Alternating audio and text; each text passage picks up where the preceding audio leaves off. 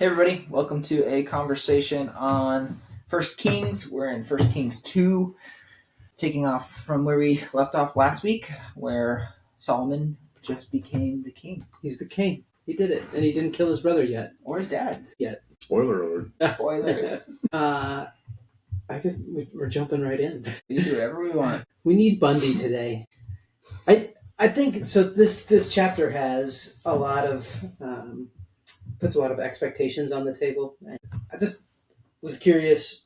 Do you have moments where are there ever too many or too much communication of expectations, or is it always not enough? Or I don't know. What is your expectations experience? I think it's two-sided because, like, if somebody doesn't communicate expectations, then of course you don't know, which can lead to one issue. I also feel like if you over communicate expectations, it can start feeling like they don't trust you. Yeah, like they're micromanaging or something like that.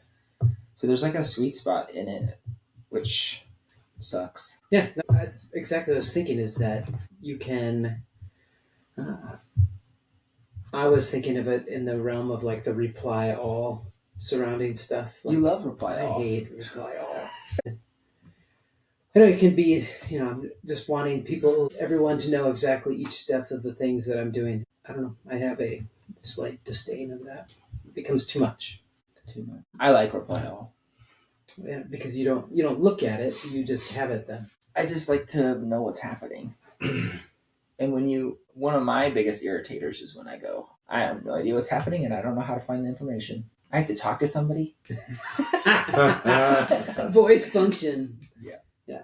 But the expectations that David gives to Solomon, which are viewed as being expectations that are, like this is a win for David in his life. He has had some highs and lows throughout his life as being king, and this was a moment he tells Solomon, you need to be strong and mature, you need to be obedient, and you need to be faithful. And these expectations are, there's two layers of it. He says, here are the expectations from God, and if you do these things, there's blessing that comes from it. Those two layers. But I don't know, maybe I thinking about each of these, I immediately I went to, well, David, I can point out to each of these things and say, I can point out a moment when you were not very mature. I can say, here's a point where you were not very obedient, and here's a place where you were not faithful. Sure. And so another layer of expectations is that I'm just curious, how do you process like expectations in the midst of imperfection? Because that, maybe are the only expectation. If you have an expectation that it comes from perfection, maybe you could never hear expectations, or I don't know. I just feel like those are fighting words. So how do you have grace for expectations? Rich doesn't have it. Grace for expectations? Some failures of expectations. Failures of expectation. Well, I think if the expectation is voiced and the expectations are out there, failure and expectation just can lead to conversation and moving forward. I think when there's failure of an unvoiced expectation, that's when the end of the world happens. End of the world? Relationally. Not the end. Not the end of the world, but I got the response I wanted out of that statement. Yeah. Ty? Yeah, I don't know. It's interesting. I have mixed feelings because like part of it is like if expectations are voiced, it's all. Yeah, where my mixed feelings come in is like sometimes it's not a matter of like the expectation being voiced or not. Sometimes it's like going back to, okay, we set this goal, we set this expectation, and it not being met isn't necessarily a failure of the person, but it's like we set the bar too high, or we set the wrong goal, or we're measured like so. So sometimes it's like, all right, we didn't meet the expectation, so like where did it fall apart? That's like opportunity, like you said, like conversation. But yeah, because like I think when I was younger, it would be just like we just be able to do it, and I'm moving away from that. Maybe working with college kids has been good for me. Well, I think is it required to like trying to think of when you talk about expectations, it can feel like sometimes that it's like a manager type of relationship, and and so I'm trying to like break it down. Like there are obviously in those types of relationships, there's clearer expectations, but I think like in any relationship over time, there starts to be more and more expectations. For sure. And I guess it's not always. I think that's where the uncommunicated expectations can happen. Is like you start to make assumptions. Mm-hmm. Assumptions are expectations that are not communicated. Maybe the hardest part of close relationship with people is when you start to expect things that you don't vocalize, but then because you're in close relationship and there's more contact and more communication and all of that, then there's a moment where you get mad about something you didn't say, so they didn't know. And then because it's the assumption thing, and then it gets messy. Yeah. But so you said manager. I think at one point there could be, like in a work environment, there could be this person does this thing and I expect them to do it because this is their job. And then there's in relationship, it's like, well, I'm expecting, because I know this person, I'm expecting them to do this thing. And if you've had a conversation or joked about it or whatever, they're going to expect you to expect to do that. Expect them to do that. But then it gets deeper and deeper into because I know this person, I'm going to expect them to do this. But if they don't and you get mad, there's no baseline. Yeah. There's no way for you to, and that's where grace gets hard. I guess that's where I was going. Yeah. But so just to put, again, this was some of the complexity that I thought of, is that David, who had issues with maturity, with obedience and being faithful, is telling his son a message from God to be mature, be obedient, and be faithful. And so how does it can it break people's expectations or messages from God when the messenger is broken? Well, with David, there were a lot of times when he was faithful. He was, and there, that's good. You look at we tend to look at the times when he wasn't, when he failed, but then you kind of look at all the times that he was and say, well, on the whole, he probably was more, did it more successfully than not. Yeah, I think it can, but maybe it shouldn't. I think I think it's really easy to have unrealistic expectations of other people. For the communicator of expectations. Yeah. Mm-hmm. I think I think if you think you're never going to be frustrated or let down by the people closest to you, you are about to be setting poor expectations for yourself. I don't think that's, and so it's not, I don't even think the emphasis of life is to like always communicate expectations or make sure that expectations are met, but actually just get good at dealing when you have unrealistic expectations of those around you. Like, let's figure out how I handle that.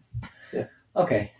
I thought this and this didn't happen. I should either talk to them or realize that I was stupid or like, it's a personal problem most often. And that's the hard part is when you have unvocalized, unrealistic expectations and then get mad when they don't get met, then you have to turn around and go, that was my bad. Like I was an idiot. But we don't because we're idiots sometimes. Well, it's like the person that is like constantly finding a new job and then complaining about where they work. And so they try to find a new job. And you just have the moment you're like, hey, just so you know, the only constant in this picture is you. And so like if you're constantly having the same frustration in multiple relationships of your life, hey, you're the constant.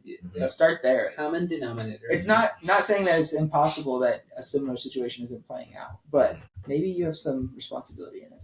Yeah, I love thinking about Jesus just wrecking the people in his world's expectations when he touched the man with leprosy. That was like there had to be a gasp in the room. It wasn't in a room, but on the street. They're like, what is he doing? When he had called Levi, Matthew, to be his disciple, and then immediately has a party, a banquet at his house, and there he was eating with tax collectors, and even just to the point of at the end of his life when he washed the disciples' feet. I mean, you'd think that the disciples would be like pretty acclimated to Jesus exploding everything that they expected and breaking all the things that they expected. And then there he was at the Passover meal putting a towel around or his robe around his neck or his waist and washing the disciples' feet. And so broken expectations are not always for the worst, No. but they are have even an expectation like that of washing the disciples' feet. It caused Peter to freak out, and so sometimes I think we freak out in that way as well. Oh man, I can just picture the eye contact. Like they're walking and there's a leper, and Jesus walks over to the leper and just looks at the disciples. Yep, touching it. Yeah, touch. but the point of Kings repeatedly is, I mean, it's these authorities. I mean, we're starting the end of David's life and then Solomon picking up, and Solomon is going to be this king of great wisdom and peace, but he too has failings. But in each of these things, maturity, to see the maturity that Jesus had, I think of the moment when, like, ultimate maturity to me is at the Garden of Gethsemane when Jesus prays, please take this cup from me, but not my will, but your will be done. Mm-hmm. Like, that is, wow, what a picture of maturity. I think about the picture of being obedient, and obedience is not just simple compliance. It goes so much farther than that. But when Jesus was being arrested, and again, this moment when Peter had cut off one of the people that came to grab him's ears, and in the midst of that, Jesus goes and heals him. Again, what a picture of, again, this maturity and obedience. His tempting, when he was brought up to the 3 temptations after his fasting, he had lots of needs. And being obedient when you have lots of needs is hard. And he said, it's not about bread alone. It's not about God protecting me. It's not having the whole world worship me. He was very faithful and obedient in that. And then faithfulness, again, Jesus's continual mindset of, again, that he loved us and he loved God completely. And anyways, Jesus is the ultimate picture of these expectations, and our call to be Christ-like. We're going to have faults and failures, but Solomon was given these expectations, and we are as well, as we're called to be Christ-like. And sometimes expectations come with kind of viewed with grace, because it's an expectation not that we'll be able to do it 100% of the time, but that we will strive toward that, and that it stretches us. And because there's some things that Jesus told the disciples to do. I can't hit that mark 100% of the time, but in the process of trying, they grew, and and so there's sometimes someone who is a good leader will put expectations on their people that are not necessarily achievable, but there's a different goal in mind. Trajectory. It's about the trajectory, exactly. Yeah. And then to complete the equation, which can be a little uncomfortable, but then I think there's an incredible fix to it, is that in David's directive he says, and if you do these things, you'll be blessed beyond imagination. And that can be make me a little twitchy, because then it's performative to receive something. But again, we got to go back to Jesus's words and the beginning of the Sermon on the Mount. He goes, "Oh yeah, if you do these things, you'll be blessed." And you know what blessed is?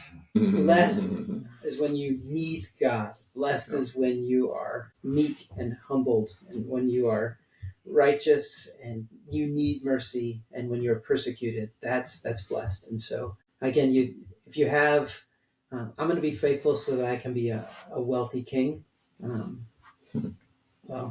Well, I want to be faithful, and in that faithfulness be blessed, as Jesus calls us to be blessed in the Beatitudes. Got anything to add, Rich? I love talking about expectations within a relationship, the idea, the picture of Jesus and Peter on the beach, and, Peter, do you love me? Feed my sheep. Okay. It's an expectation. Peter, do you love me? Feed my sheep. And I think that in that relationship, Peter was like, what? Like, what are we doing here? But the key is not the expectation. The key is the relationship, and I think that's the in all of this we see growth. We see people trying to do good. We see grace, and we get to do it. And in relationship, it's easy to break expectation and easier to rebuild expectation because of relationship. Yeah, that's good. So feed my sheep. Feed my sheep. We'll see you guys next week. Bye.